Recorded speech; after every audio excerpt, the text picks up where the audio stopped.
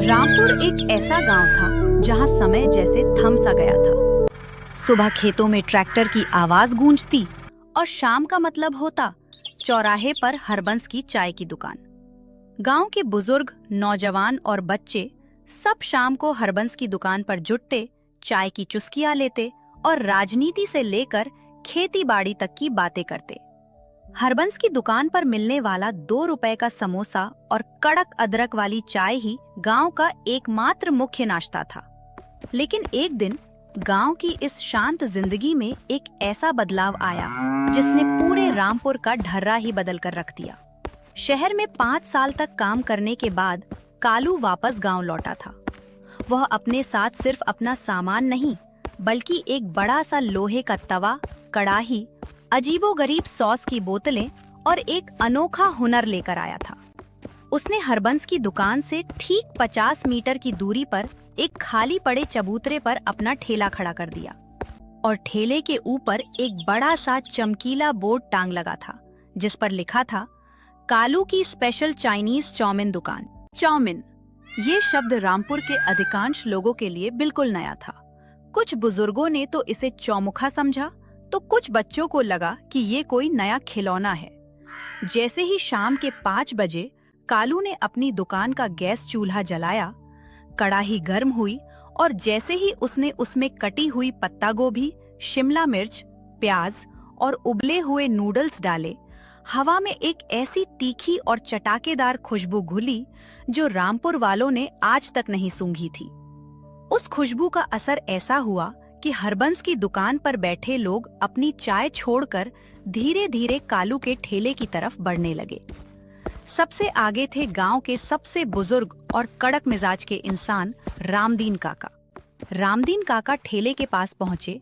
उन्होंने कड़ाही के अंदर झांक कर देखा, जहां कालू लोहे के 2 लंबे पलटे लेकर खटखट छन छन की आवाज करते हुए नूडल्स को बना रहा था। अरे ओ कालू, ई का तमाशा फैलाए हो चौराहे पर?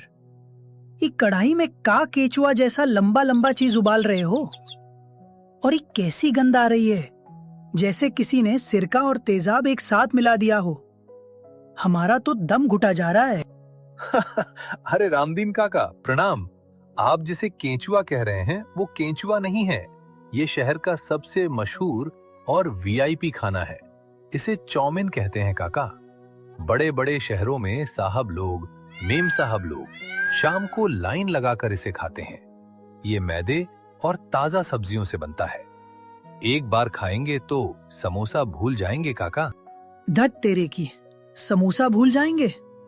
अरे हमारा रामपुर सदियों से शुद्ध घी के समोसे और आलू बंडा खाकर बड़ा हुआ है। इका तुम पतली पतली रस्सियों जैसी चीज खिलाओगे? और इसे खाया कैसे जाता है? इसमें तो कोई ग्रेवी भी नहीं है, सूखी सूखी घास जैसी दिख रही है। रामदीन काका की डांट सुनकर कालू बिल्कुल नहीं डरा।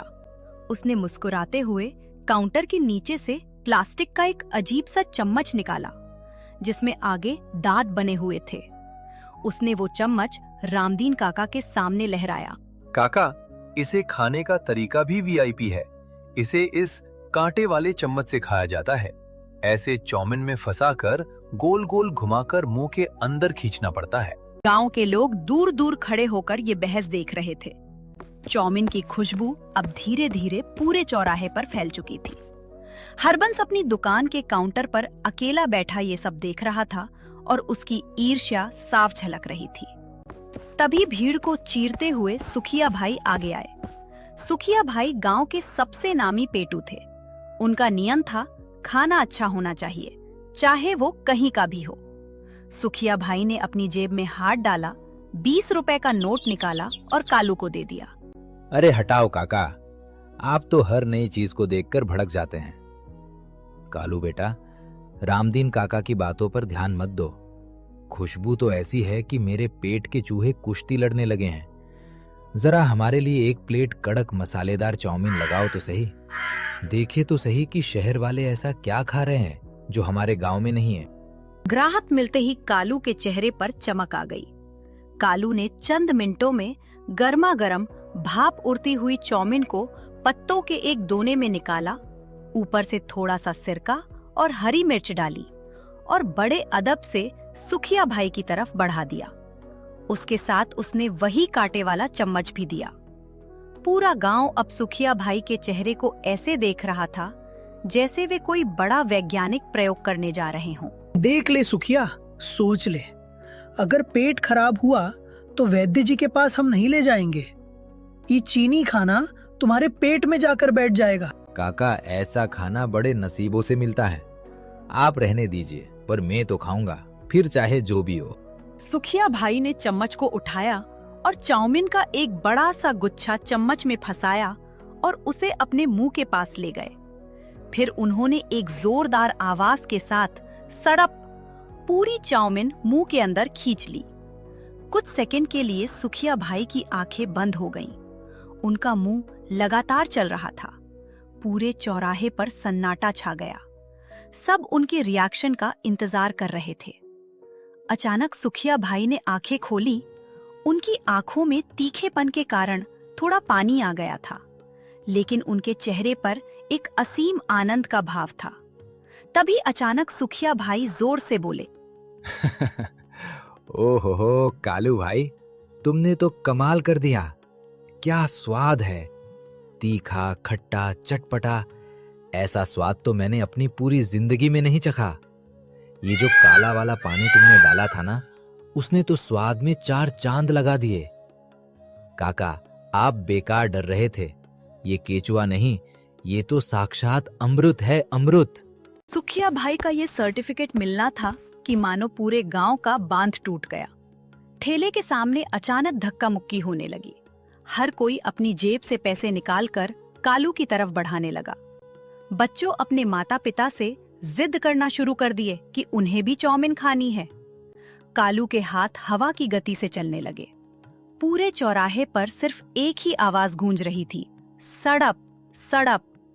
हर कोई नूडल्स को मुंह में खींचने की कला सीख रहा था। वहीं दूसरी तरफ हरबंस की दुकान पर सन्नाटा पसरा हुआ था। हरबंस अकेले बेंच पर बैठा मक्खियां उड़ा रहा था।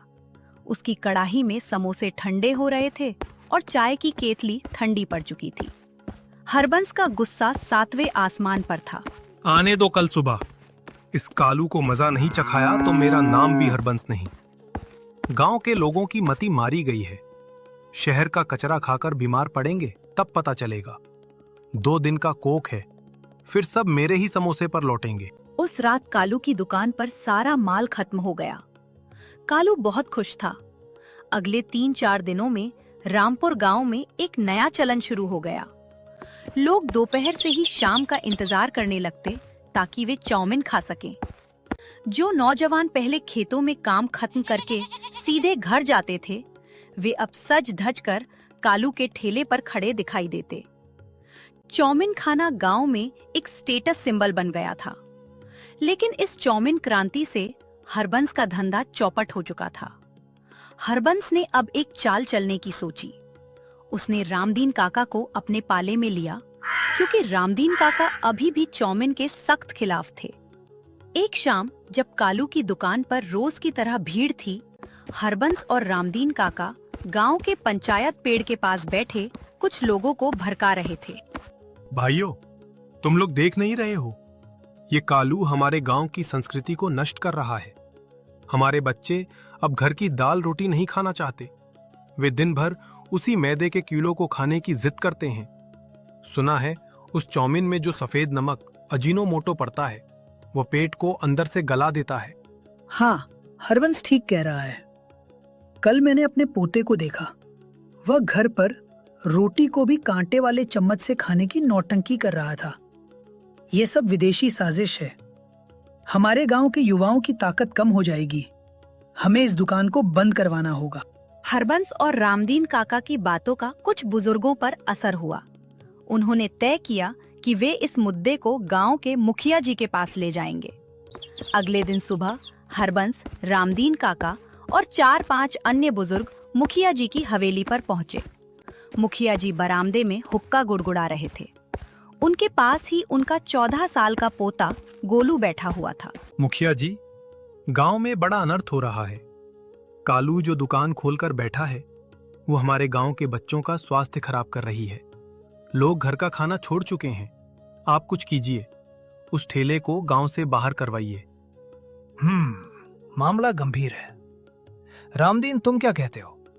क्या वाकई ये चाउमीन इतनी खराब चीज है? मुखिया जी, खराब नहीं, महा खराब है। दिखने में नूडल्स जैसी, स्वाद में तेजाब जैसी। हमारे गांव की मर्यादा मिट्टी में मिल रही है। आप खुद चलकर देखिए।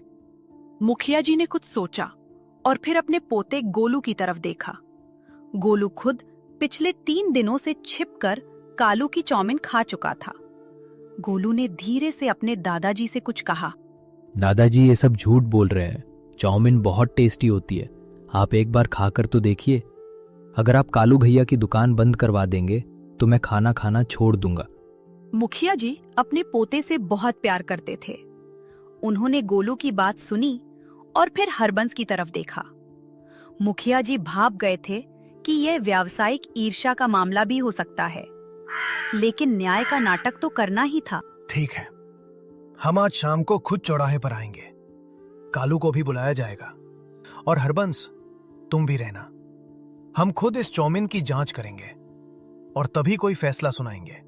ये खबर पूरे गांव में आग की तरह फैल गई कि आज शाम को मुखिया जी खुद चाउमीन की दुकान का फैसला करेंगे। शाम के 5 बजते ही पूरा रामपुर गांव चौराहे पर इकट्ठा हो गया। कालू थोड़ा डरा हुआ था, लेकिन उसने हिम्मत नहीं हारी। उसने अपना ठेला साफ किया और मुखिया जी के आने का इंतजार करने लगा। हरबंस के चेहरे पर एक विजयी मुस्कान थी। उसे लग रहा था कि आज कालू का बोरिया बिस्तर बन जाएगा। ठीक 5:30 बजे मुखिया जी अपनी भारी भरकम काया के साथ चौराहे पर आए। मुखिया जी बैठ गए। पूरा चौराहा शांत हो गया। हाँ तो कालू, तुम्हारे इस खाने को लेकर गांव में बड़ी शिकायतें आ रही हैं। कहा जा रहा है कि तुम युवाओं को बीमार कर रहे हो और कुछ ऐसा खिला रहे हो जो हमारे समाज के खिलाफ है। तुम अपने बचाव में क्या कहना चाहते हो? मुखिया जी, मैं गांव का ही बेटा हूँ। मैं भला अपने ही भाइयों का बुरा क्यों चाहूंगा? ये चाउमीन मैदे की सेवइयां जैसी ही होती हैं। इसमें जो सब्जियां पड़ती हैं, पत्ता गोभी, गाजर, शिमला मिर्च, वे सब हमारे गांव के किसानों के खेतों से ही आती हैं। रही बात सॉस की, तो वह सिर्फ स्वाद के लिए है। मैं चाहता हूं कि कोई भी फैसला करने से पहले आप खुद इसे चख कर देखें। अगर आपको लगे कि ये खराब है, तो मैं अभी इसी वक्त अपना ठेला यहाँ से हटा लूंगा। कालू की बात में सच्चाई और आत्मविश्वास था। मुखिया जी ने हरबंस की तरफ देखा, जो जोर जोर से सिर हिला रहा था। फिर मुखिया जी ने अपने पोते गोलू की तरफ देखा, जो आंखों ही आंखों में दादाजी से हाँ कहने की मिन्नत कर रहा था। ठीक है कालू, 1 प्लेट हमारे लिए भी बनाओ। हम खुद इसका स्वाद चखेंगे। कालू ने तुरंत काम शुरू किया। आज उसने अपनी पूरी जान लगा दी थी। उसने सबसे ताजा सब्जियां चुनी, नूडल्स को बिल्कुल सही तापमान पर उबाला और सॉस की मात्रा को थोड़ा संतुलित रखा, ताकि मुखिया जी को ज्यादा तीखा ना लगे। कुछ ही मिनटों में एक बेहद खूबसूरत और महकती हुई चाउमीन की प्लेट मुखिया जी के सामने पेश की गई। कालू ने कांटे वाला चम्मच मुखिया जी के हाथ में दिया। मुखिया जी को समझ नहीं आ रहा था कि इससे नूडल्स कैसे उठाएं। ये देखकर सुखिया भाई खुद को रोक नहीं पाए। मुखिया जी, चम्मच को ऐसे सीधा मत मारिए, उसे थोड़ा टेढ़ा करके चाउमीन के बीच में डालिए, फिर कलाई को गोल घुमाइए। हाँ, बिल्कुल वैसे ही। अब ऊपर उठाइए। पूरा गांव सुखिया भाई की इस कोचिंग को देख रहा था। मुखिया जी ने सुखिया के बताए अनुसार चम्मच घुमाया। चाउमीन का एक बड़ा सा हिस्सा चम्मच में लिपट गया। मुखिया जी ने थोड़ा संकोच किया, फिर अपने मुंह को आगे बढ़ाया और चाउमीन को अंदर खींच लिया। जैसे ही चाउमीन मुखिया जी के मुंह में गई, उनके चबाने की रफ्तार धीमी हो गई। उनके चेहरे पर पहले हैरानी के भाव आए, फिर उनके माथे की लकीरें ढीली पड़ी। हरबंस उत्सुकता से आगे बढ़ा। उसे उम्मीद थी कि मुखिया जी अभी थूक देंगे। रामदीन काका ने भी अपनी लाठी कसकर पकड़ ली, लेकिन मुखिया जी ने चाउमीन थूकी नहीं, बल्कि उन्होंने आंखें बंद करके उसे मजे से चबाया और निगल लिया। इसके तुरंत बाद बिना किसी के कहे मुखिया जी ने दोबारा चम्मच घुमाया और एक और बड़ा निवाला मुंह में डाल लिया। यह देखकर हरबंस का दिल बैठ गया। अद्भुत, बहुत ही अनोखा स्वाद है। कालू, तुमने जो मसाला डाला है वो तो वाकई जीभ को सुला देता है और फिर जगा देता है। लेकिन मुखिया जी, इसके नुकसान, इसके पेट खराब होने की बात और संस्कृति का क्या?